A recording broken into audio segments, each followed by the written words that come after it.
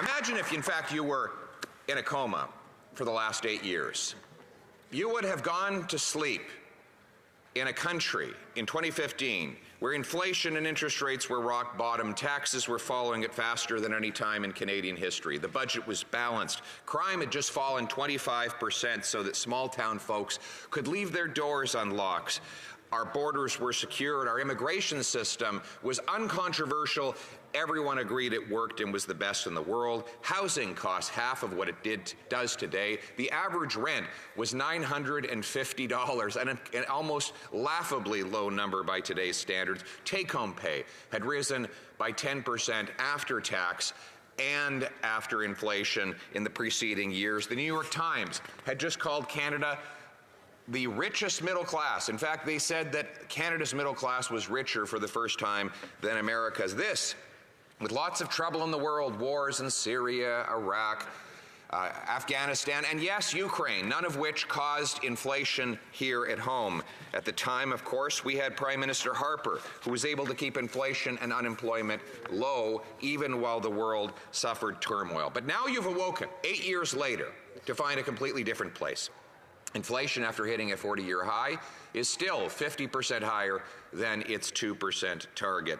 The economy is shrinking in per capita terms. It's smaller than it was 6 years ago, perhaps the first time that has ever happened in Canadian history. Canada is expected to have the worst OECD growth out of 40 countries for the next 5.5 years and the next 35 years. It now takes 25 years to save up for a down payment for a mortgage in Toronto.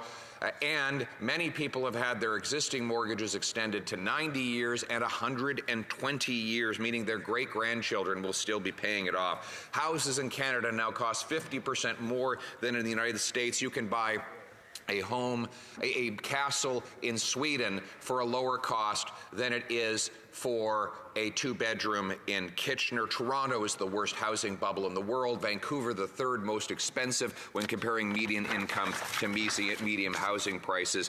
This is the nightmare that would have been unimaginable to you had you fallen into that coma and just awoken now. But there is good news. You don't want to fall back in the coma because the best is yet to come. We now have a common sense, conservative alternative that will axe the tax, build the homes, fix the budget, and stop the crime. We call on the Prime Minister to meet the premiers and talk to him about their desire to see the tax cut or eliminated altogether. Let us grant relief to our people now until there can be a carbon tax election where the people of this country will restore the common sense consensus that will allow anyone from anywhere to do anything, that their birthright is that with hard work you can afford a good home and good food in a safe neighborhood in the country we love, in this, all of our homes, your home, my home, our home. Let's bring it home. Yes. Questions and comments. Christian Kamalta, the Honourable Parliamentary Secretary, Government House Leader. Yes, thank you. Mr. Speaker, one of the problems with the Leader of the Official Opposition's speech is that it is often, whether it's inside the House or outside the House, factually incorrect. If they're axing anything, it's the facts. And the reality that they portray is exceptionally misleading.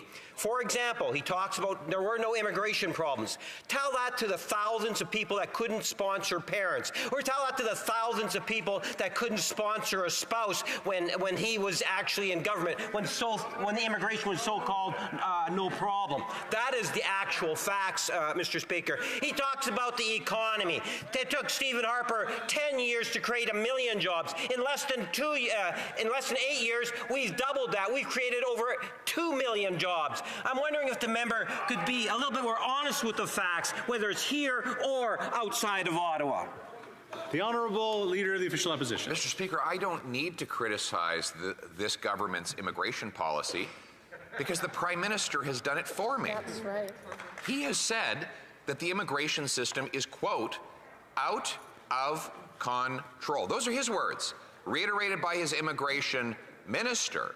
Both of them apparently blaming their preceding immigration minister for screwing the entire system up so badly that they allowed hundreds of thousands of students to come in to study at fake institutions that don't even exist, diploma mills. By the government's own description, now those kids are abused, taken advantage of, forced to work 20 hours a week, going home in body bags, forced to rent out half a bed for 4 hours a day, paying $700 a month. It is absolute chaos in our immigration system after 8 years of the total incompetence and the cocktail of incompetence and radicalism that has defined this Prime Minister and his appallingly incompetent immigration and now housing minister, the member from Nova Scotia, who has given us 35 homeless encampments in the biggest city in his home province. That is the deplorable record that no one, that you, having fallen into a coma 8 years ago, would have been shocked to wake up to. Questions and comments? The honourable member for Victoria. Thank you, Mr. Speaker. And I have a simple policy question. It should have a simple yes or no answer. The industrial carbon tax on big polluters has been doing the lion's share of emissions reduction. It is one of the most important climate policies. We all know where the Conservative leader stands on the consumer carbon tax, but he's avoided answering questions on the industrial carbon tax on big oil and gas. So please, could he answer just a simple yes or no question? Will he scrap the industrial carbon tax? Leader of the Official Opposition. There is no industrial carbon tax on the oil and gas sector, so the member should do her research before she asks questions like that. In Alberta, the province has something called the TIER system, which is a provincially administered system that stands for Technology for Emissions Reductions, and it allows the large industrial players to invest in green initiatives to reduce their emissions at no cost to consumers, and is one of the reasons why our oil and gas sector is the most advanced in the world. And what I propose is that we produce more of our clean Canadian oil and gas to displace the dirty dictators of the world. The real question is, why does the NDP want to put good union workers in Western Canada on the unemployment lines, steal their jobs, and send those jobs to foreign dictators around the world? We, common sense Conservatives, will bring home those powerful paychecks for our people in this country.